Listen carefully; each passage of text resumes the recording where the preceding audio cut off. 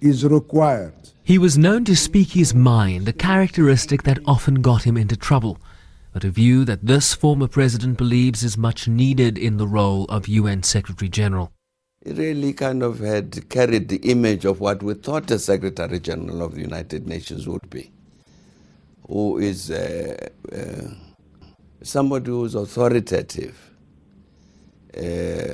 not just a civil servant of the United Nations, but really a political leader with a responsibility to represent the peoples of the world. And therefore a person who would not be not just speaking for the big powers and really represent what would be of value,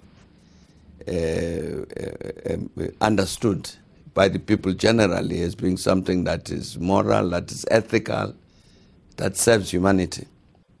He tried to do that.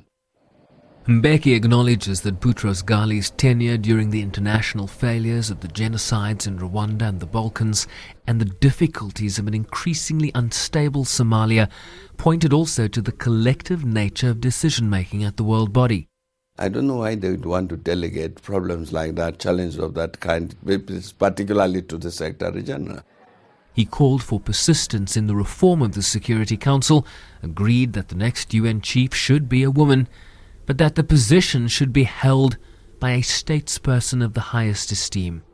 This position requires an independent-minded statesperson,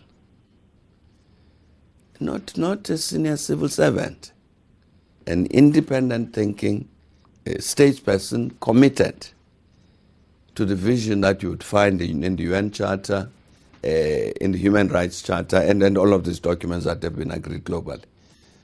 You need that so that persons can stand up and say, even if the behavior of a big power, I'm talking in the context of Security Council and UN Charter, if the behavior of a big power is such that that behavior could lead to a threat to international peace, Secretary General must be able to stand up and say that.